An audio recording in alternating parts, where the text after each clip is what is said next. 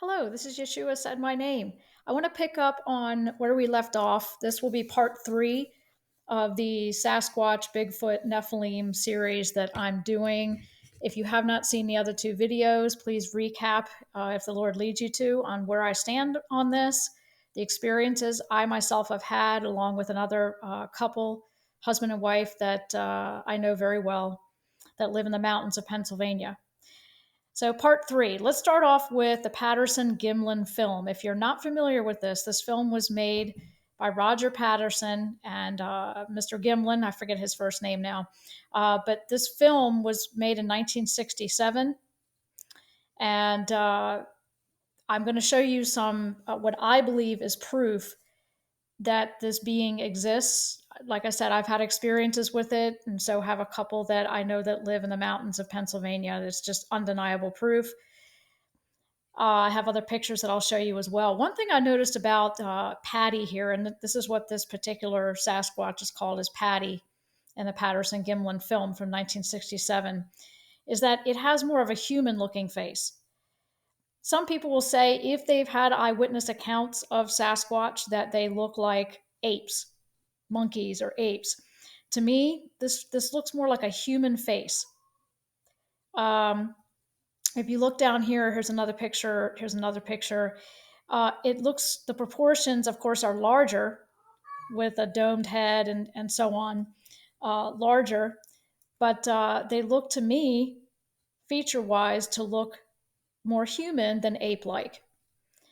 Let me give you some more pictures just to recap of what I showed in the first video of what Christine and her husband found in their yard. This is a tree driven in their yard, and it was wintertime. The ground was frozen. This tree was driven about a foot into the ground, and no human being put that there. We were also detecting orbs on her infrared camera that would show up almost daily. And after we, claimed the name of the Lord and commanded it to go away in the name of the Lord, we've had, it's almost completely stopped as far as the seeing the orbs. Here are some more pictures of this. And it would visit almost daily. And it provoked me, and we had to deal with it. Nope, this is done. It's over with, no more. Here's another picture of that tree that was driven into the ground. Now, here's the snow on the ground, and we're in the mountains here. For some person to come overnight into her yard and drive a literal tree into the ground would take superhuman strength. You would need equipment brought into the yard to do something like that. This isn't something that a normal human being or two or three could get together and do, in my opinion. Yes, you could use a shovel possibly and dig out a hole and shove this thing down into it and fill dirt around it. But what I'm seeing here is there's no fill dirt.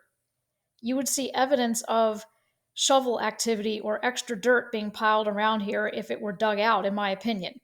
Maybe I'm wrong, but this was not here the day before this picture was taken. So, frozen ground, middle of winter, mountains of PA. Oh, very interesting indeed. So let's go back up to the Patterson Gimlin film.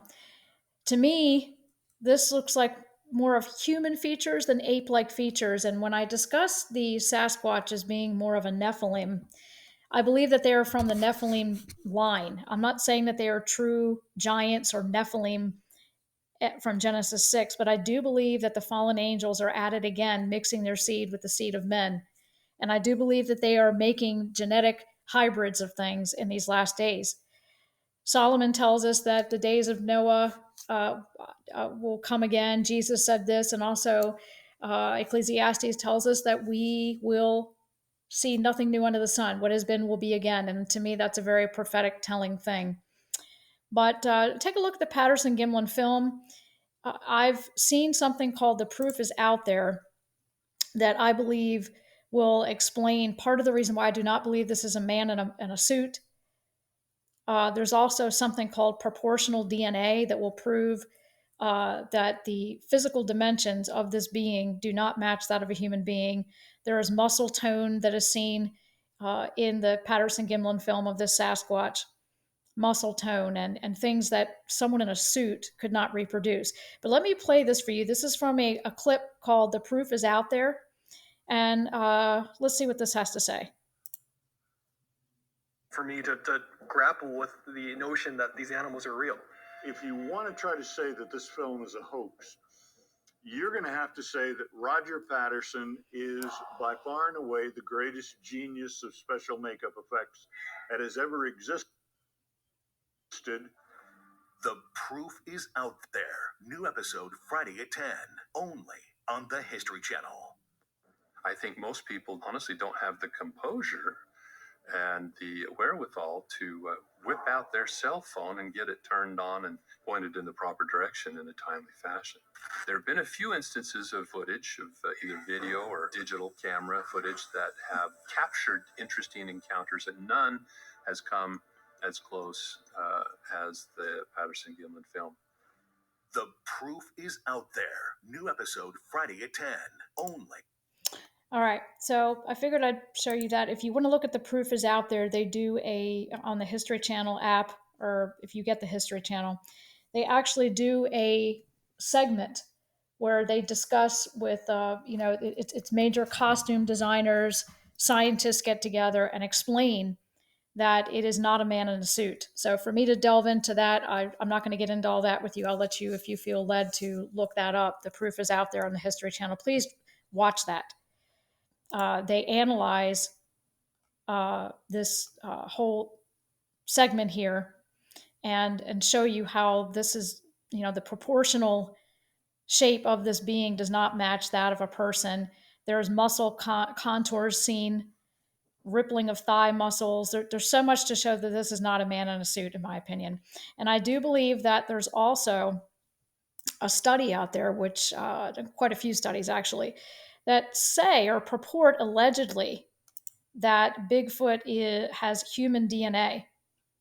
Now, this was done by Melba Ketchum, I believe, and a team of scientists did this, sequenced 3 complete Bigfoot nuclear genomes and determined the species is a human hybrid.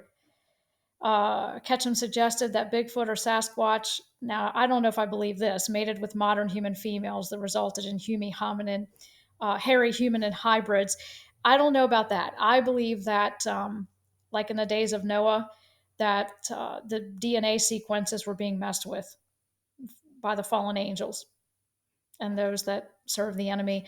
I believe that this could easily be something like that, where human DNA is mixed with human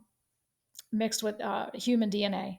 Now, the paternal DNA, as they're saying, is novel or new, or they have no way to just figure out who the father is, which I find interesting. So this article will go through that with you.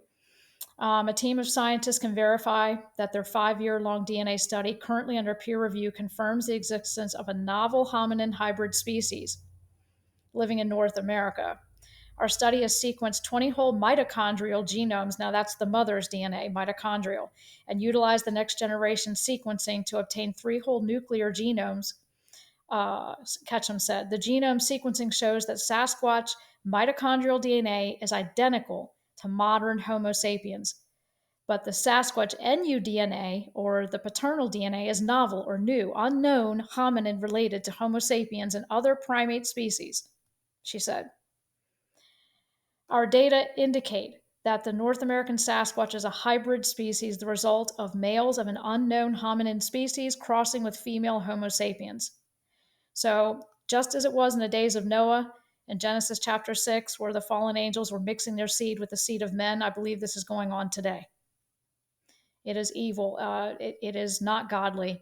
And as I stated before, there are studies out there that will show that this is not a suit.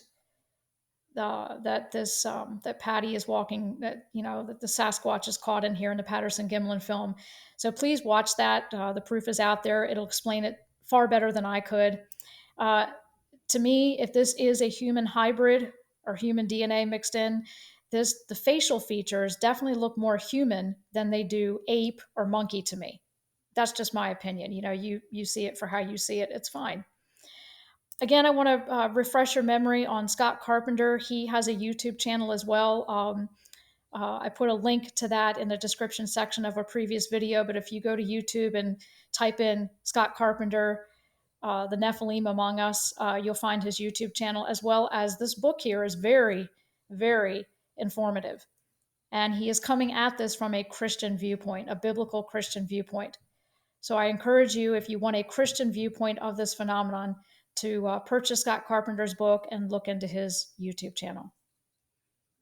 So again, I'll go over some of these pictures with you. This tree driven into the ground, the orbs that we used to see. Of course, I don't know if they'll return. They better not, because we'll just be out there again commanding them to leave. But orbs are also associated with Sasquatch Bigfoot sightings. But this tree driven into the ground, like I said, I don't see any shovel activity here. There's no excess dirt that seems to be thrown off to the side that would indicate someone was shoveling. There would have been heavy equipment driving this into the ground in frozen temperatures in the middle of the mountains. She lives in the middle of nowhere in the mountains. Who's going to come out and do this? So to me, this is indicative of other things that I've recapped for you in the 2 previous videos I've made that to me were not done by human beings. So I hope that these 3 videos have been informative for you. Like I said, this topic is not an easy one to cover. I would have laughed it off a few years ago and thought that it was a crazy thing to even discuss. But this is yet another thing that I felt needed to be dealt with, even in the Christian community, and that we should have a voice on it and what these things are in these last days. God bless you guys, and thank you so much for listening.